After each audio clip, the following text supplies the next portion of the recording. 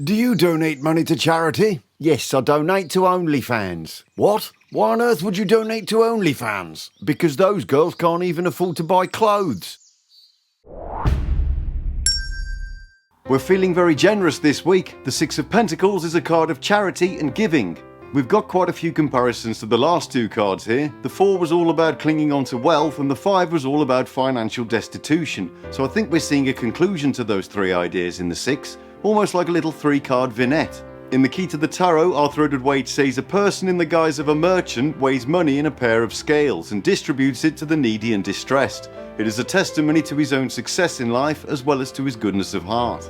So we've got our wealthy merchant dropping coins into the hands of the poor, and we can see that his giving is coming from a place of abundance. As Waite says, it's a testimony to his own success, so we're looking at someone who's doing quite well for himself and sharing that success with others. Beneath, we've got what appear to be 2 beggars holding their hands out to receive the gifts from the merchant. Now interestingly, in Holistic Tarot, Venerable Wen points out that the one on the right looks like he's hiding something. He's just got one hand held out and he's got something red poking out of his pocket. There's been so much speculation about this. Some people say that the red slip in his pocket is a tarot card, while others claim it looks like a theatre ticket from the 1800s, so that could imply that he's acting and not really in need. Another thing we notice is the merchant is giving his coins to the one on the left and holding a set of scales above the other one. Is he weighing up the likelihood of him being genuine? Also, Waite says that the giver is in the guise of a merchant. Does that mean he's not really a merchant but just pretending to be? So many questions. It's an enigma wrapped up in a conundrum, and I don't think we'll ever know the truth. But it's fun to come up with theories, and I think it just goes to show how deep and mysterious Pix's images can be. Anyway, that brings us to the scales being held by the merchant. When I made the video for the 4 of Pentacles, I talked about how that card can emphasize the need to find a balance between looking after ourselves and taking care of others. In this case, I think the merchant has found that balance, and that's what the scales represent. They say you can't help the poor by joining them, and the act of giving from a place of abundance seems to be the perfect ending to the little story presented by the 4, 5 and 6 of Pentacles. We can also see another side to this image. There's the question of how the dynamic between the giver and the receiver creates a kind of pecking order. This would make us question the motives behind the act of giving, specifically if he's doing this in order to get some kind of recognition or to impress others. There's different schools of thought on this. Some might say that it doesn't really matter because ultimately he's still doing a good thing. Others see it as rather vain and would question why someone can't just help somebody without being applauded for it. In the Bible it says, "But when thou doest alms, let not thy left hand know what thy right hand doeth, that thine alms may be in secret." So in a spiritual sense, there's this idea that we should give without expecting any kind of benefit to ourselves, beyond the good feeling we get from just helping others. Rachel Pollack says, "Notice, however, that the people form a hierarchy, one above 2 others. The card therefore signifies a relationship in which one person dominates others. He or she gives, but always from a basis of superiority." However, I still think the overarching theme of the card is one of generosity and wanting to make the world a better place through our deeds. Excuse me, I'm doing a marathon for charity and I'm looking for donations. I'm not donating to that. Why not? 'Cause you'll just take the money and run. The Thoth card has got a veritable star shining on it. CROWLEY says the discs are arranged in the form of a hexagram, which is shown in skeleton. In the centre blushes and glows the light rose madder of dawn, and without are 3 concentric circles, golden yellow, salmon pink and amber. These colours show Tiferet fully realised on Earth. It reaffirms in form what was mathematically set forth in describing the ace. I'm not entirely sure what he means by in skeleton, but the rose he's referring to is the rose cross that we see on the lament of the Hermetic Order of the Golden Dawn. I've talked about this before, but it's a significant symbol in Thelema, which is the spiritual movement founded by CROWLEY in the early 1900s. Rosicrucians say together the rose and cross represent the experiences and challenges of a thoughtful life well lived. CROWLEY goes on to say the planets are arranged in accordance with their usual attribution, but they're only shown as discs irradiated by the sun at their centre. So we've got the classical planets with their respective symbols surrounding the sun at the centre, much in the same way that Tiferet sits in the middle of the tree of life. MILO DUQUETTE talks about how the card brings the gift of actualization to any spread. He says in a tarot reading, this card acts somewhat like a Midas touch, bringing to neighbouring cards the prospect of actually manifesting their qualities in the material plane. The Sforza Marseille cards have got flowers and coins to the tune of 6. The Solar Busker card shows us an image that's not a million miles away from the design on the Waite-Smith 8 of Pentacles. Here we see the figure hammering away with no trousers on. The symbol of vegetation, joined with the symbol of life, indicates the present time, which may well be considered as the father of ambition. Yeah, I'm really glad I started this section. I think it's brought some much needed clarity to the whole subject. The Hermetic title for the Six of Pentacles is Lord of Material Success. So in this case, we're looking at someone reaching a level of material success that allows them to share that with others. Again, we come back to the scales being balanced and the idea of giving from a place of prosperity. The Thoth card is simply called success, so we've got a similar idea with all the cards here. Now, success itself can have different meanings. The achievement of an intention is the most obvious definition, but we also tend to define it as attaining wealth or fame. This is quite a narrow way of looking at it. In many ways, I think our lives are full of little successes here and there, but we just don't pay that much attention to them. This is an ongoing theme with the Suit of Pentacles. We have a tendency to ignore that which is around us all the time. In the case of this card, we're talking about helping others, and I think that's one of the greatest successes of all. Maya Angelou once said, "If you find it in your heart to care for somebody else, you will have succeeded." The Six of Pentacles corresponds to the Taurus zodiac sign and is ruled by the moon. We're sticking with the bull for this one, but now he's hanging out in the moonlight. We know that Taurus is an earth sign that's closely connected to practicalities, and we can attribute that to things like material security and managing resources. This comes into its own when we're talking about giving in a measured and responsible way.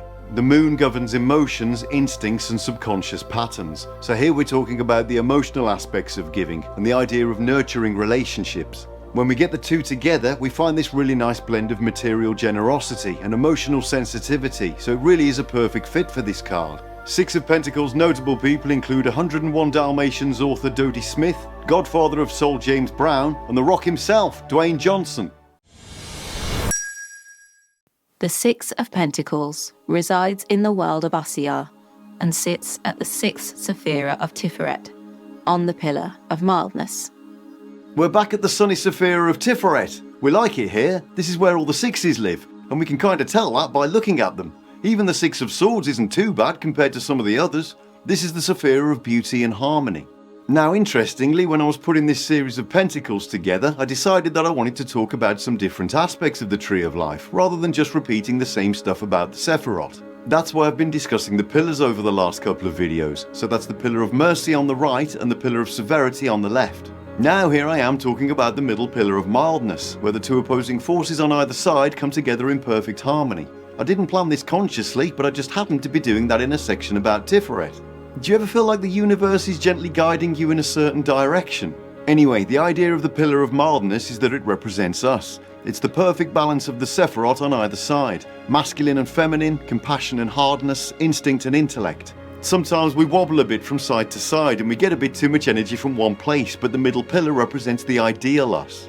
Dion Fortune says, these two side columns are the two pillars that stand at the entrance of King Solomon's temple and are represented in the lodges of the mysteries. The candidate himself, when he stands between them, is the middle pillar of equilibrium. The Six of Pentacles herb is hops. The ancients used to say that hops grow wild among willows, like a wolf among sheep. Ooh, look at all those delicious sheep. 1 sheep, 2 sheep, 3 sheep. But what does it all mean? The Six of Pentacles is a card of generosity and giving, but as always we've got a few different ways of looking on that based on the situation. Waite says presents, gifts, gratification. Another account says attention. Vigilance now is the accepted time. Present, prosperity, etc. Vigilance now is the accepted time.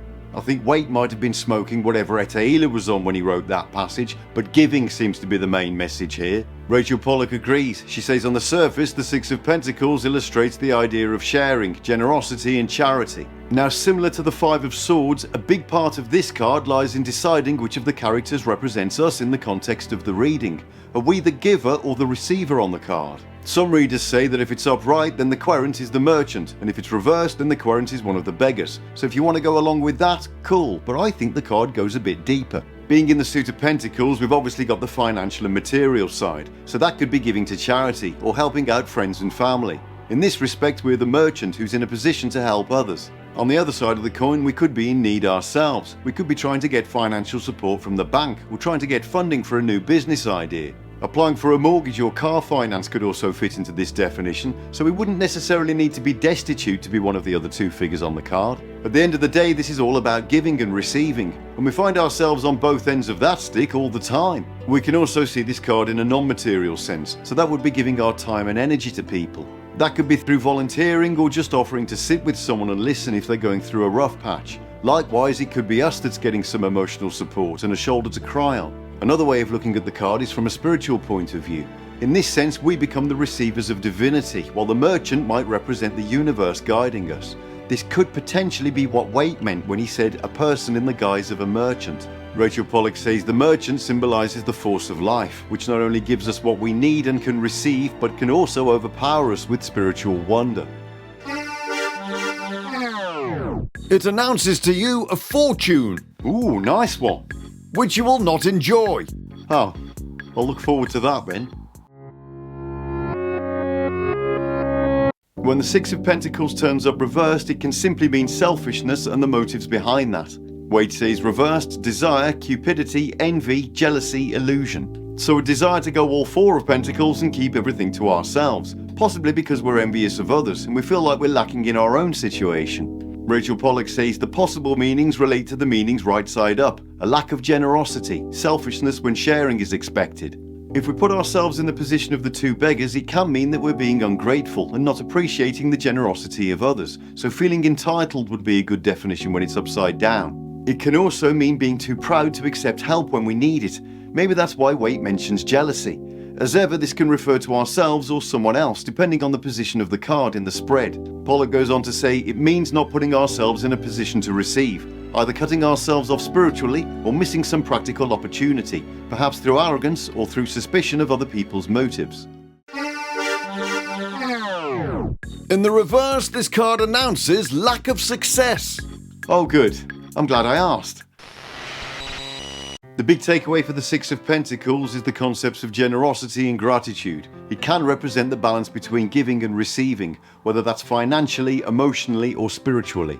We can look at that in all sorts of different ways, but if we take the card at face value, then I think the simplest message here is the idea of just looking after each other and how that benefits everyone.